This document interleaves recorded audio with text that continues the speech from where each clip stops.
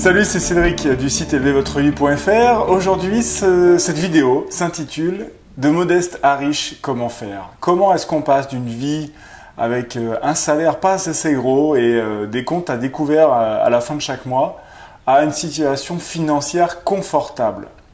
Alors, je ne vais pas vous parler d'abondance financière, patati, patata. Il y a plein de gens qui ont fait plein de vidéos sur l'abondance financière. Je suppose que vous les avez toutes vues. Et finalement, vous en êtes toujours là. Donc, c'est probablement pas le bon angle d'attaque de la question. Le bon angle d'attaque de la question, pour moi, c'est quel chemin ont parcouru des gens qui ont réussi, qui gagnent aujourd'hui beaucoup d'argent et qui ont commencé avec probablement moins d'argent que vous avez aujourd'hui. Faites quelques recherches sur Internet, ça va très vite, que ce soit en anglais ou en français, vous avez énormément d'histoires, de success stories, d'histoires d'entrepreneurs qui ont réussi. Tous ces gens qui gagnent aujourd'hui beaucoup d'argent ont tous des parcours et des histoires différentes, évidemment. Mais il y a plusieurs points communs. En fait, il y a deux points communs majoritairement que j'aimerais vous partager. Le premier, c'est qu'ils ont bossé fort. Ils ont bossé fort et depuis tout jeune. Beaucoup ont commencé à vendre leur premier truc, ils avaient 8 ans, 10 ans, 11 ans. Beaucoup ont travaillé dans l'entreprise de leur père, de leurs parents. Certains ont dû, à la mort d'un de leurs parents, pour subvenir aux besoins de la famille, abandonner leurs études, etc. Donc, ça a souvent été des parcours qui ont commencé dans la difficulté. Il y a forcément des histoires de gens qui ont commencé dans des grandes familles et qui ont eu beaucoup de succès, mais beaucoup d'histoires, de success stories. L'idée, c'était vraiment de partir de ces gens qui ont commencé avec ce que vous avez, voire moins. Donc le premier point commun, c'est vraiment qu'ils ont bossé fort. Ils ont bossé fort pendant longtemps. Donc il y a vraiment cette notion de goût du travail et de persistance. Ça veut dire que pendant les 5, 6, 8, 10 premières années où ils ont travaillé avec courage, foi et détermination, sans forcément avoir de résultats, il s'est passé 5, 6, 8, 10 ans. Donc si dans votre cas, vous êtes en train de vous dire « Bon, là, ça fait 1 an et demi que je me tue à la tâche et je n'ai pas de résultat », peut-être que vous devriez reconsidérer la question avant de lâcher la trajectoire dans laquelle vous êtes et d'en prendre une autre. Mais ça, c'est un autre débat, de faire le bon choix de métier, on va dire. C'est toute une question qu'on traitera probablement dans une autre vidéo.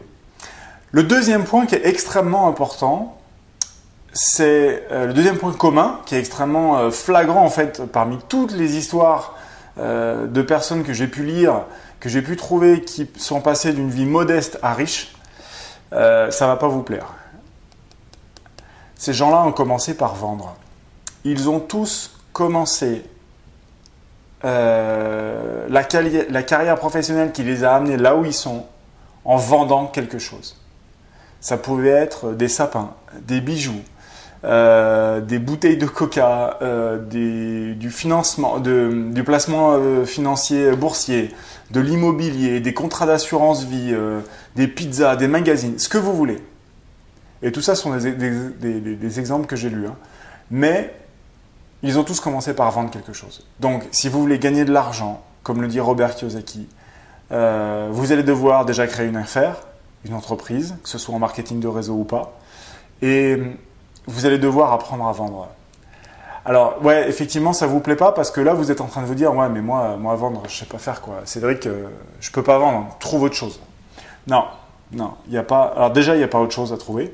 Et deuxièmement, vous savez vendre. Vous savez vendre. Parce que quiconque a déjà eu 5 ans, et normalement, ça doit être votre cas, vous avez dû avoir 5 ans un jour, sauf exception, quiconque a déjà eu 5 ans sait vendre. Si vous avez des enfants de 5-8 ans, vous savez qu'ils savent obtenir ce qu'ils veulent en demandant encore, encore et encore jusqu'à ce qu'on dise oui. Ouais, c'est ça vendre. Alors, c'est pas mendier, c'est pas réclamer en chouignant et en faisant du chantage affectif, mais vendre, c'est demander. Et c'est surtout pas s'arrêter au premier non. Et encore moins s'arrêter avant le premier non, c'est-à-dire ne jamais demander. En fait, vous savez très bien vendre. Ce que vous ne savez pas faire, c'est assumer le refus. Et là, c'est une autre histoire. Assumer le refus, assumer le rejet, savoir se faire dire non 2 ou 3 fois avant de lâcher l'affaire avec un contact et retourner au charbon si c'est pas avec celui-là, avec un autre, c'est ça en fait vendre. Évidemment, il ne faut pas vendre un frigidaire à un Esquimau. Évidemment qu'il faut vendre quelque chose dont la personne a besoin, a envie, mais peut-être qu'elle ne vous fait pas encore confiance, qu'elle n'ose pas, qu'elle veut commencer avec un petit quelque chose, etc. Vous devez apprendre à recevoir des noms et à être OK avec ça. Vous devez apprendre à faire la distinction entre « je ne veux pas de ta proposition de produit ou de service » et « je ne t'aime pas » ou « tu es une mauvaise personne ». Ça n'a rien à voir. Voilà, vendre, c'est considérer que le refus n'est pas une réponse acceptable. Vendre, c'est considérer que le refus n'est pas un problème à recevoir. Vendre, c'est simplement offrir, proposer, demander, solliciter encore et encore. Vous ne pouvez pas gagner de l'argent si vous ne savez pas vendre. Vous ne pouvez pas créer une entreprise si vous n'avez pas en vous, déjà vous-même, la compétence commerciale. Oubliez tout de suite le fait de faire du marketing de réseau ou de monter une entreprise traditionnelle ou quoi que ce soit d'autre si vous ne savez pas proposer et si vous ne savez donc pas accueillir un refus potentiel. C'était là-dessus que je voulais mettre le doigt vraiment parce que c'est le point commun de toutes ces histoires, ces dizaines d'histoires que j'ai pu lire récemment sur tous ces gens qui sont passés de pauvres à riches. Et si vous voulez tout savoir, eh bien vous avez juste en fait à lâcher l'affaire sur cette histoire de « ah ouais mais si on me dit non, je vais me sortir trop mal ». Quand vous serez OK avec ça, vous saurez vendre. Quand vous saurez vendre, vous gagnerez de l'argent. N'oubliez pas de regarder l'autre vidéo que j'ai intitulée « Face au manque d'argent, que faire ?» parce que il n'est pas juste question de remplir votre compte en banque, il est aussi question de boucher la fuite et de trouver d'autres robinets. Regardez cette vidéo qui vous explique tout ça parce que vendre ne suffira pas. Il faut aussi gérer l'argent et gérer des sources de revenus multiples. Je vous dis à très bientôt sur élevez-votre-vie.fr. Bonne fin d'été à vous, à très bientôt, salut.